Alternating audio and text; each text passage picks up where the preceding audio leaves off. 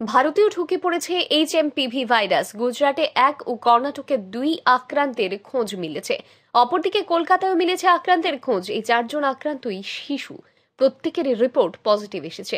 এমন পরিস্থিতিতে বাড়ছে আতঙ্ক। তবে দেশবাসীকে আতঙ্কিত হতে নয়, সতর্ক হওয়ার পরামর্শ দিচ্ছেন ডাক্তাররা। একই সঙ্গে অ্যাডভাইজারি জারি করল দিল্লি সরকারের জারি করা অ্যাডভাইজারিতে বলা হয়েছে ইলি ও সারি কেসের নজরদারি চালাতে হবে। কোনো রোগীর পজিটিভ হলে যথাযথ আইসোলেশনে রাখতে হবে তাকে। আক্রান্তের তথ্য আপলোড করতে হবে পোর্টালে। অক্সিজেন সহ অন্যান্য পরিকাঠামো মজুদ রাখতে হবে হাসপাতালে। ওষুধের পর্যাপ্ত যোগান রাখতে হবে হাসপাতালে। উল্লেখ্য, 2025 সাল শুরু হতে না হতেই ফের এইচএমপিভি ভাইরাসের আতঙ্ক।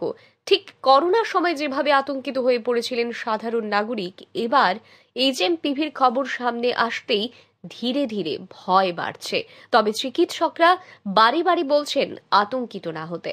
মাস্ক পরা ও পরিষ্কার পরিচ্ছন্নতার ওপরেই জোর দিচ্ছেন তারা। করোনার মতোই এবারও এইচএমপিভির উৎপত্তি স্থল সেই চীন। তবে এবার খোঁজ মিলল ভারতেও। চিকিৎসকরা বলেছেন এইচএমপিভির লক্ষণগুলি ফ্লু এবং অন্যান্য শ্বাসযন্ত্রের সংক্রমণের মতোই। কাশি, জ্বর, নাক বন্ধ হয় এবং শ্বাসকষ্ট এই ভাইরাসে আক্রান্ত হওয়ার প্রাথমিক লক্ষণ। এমনকি এই ভাইরাস ব্রঙ্কাইটিস বা নিউমোনিয়ার মতো জটিলতাও সৃষ্টি করতে পারে।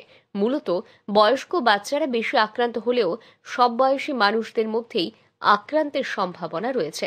ব্যুরো রিপোর্ট, আর ই নিউজ।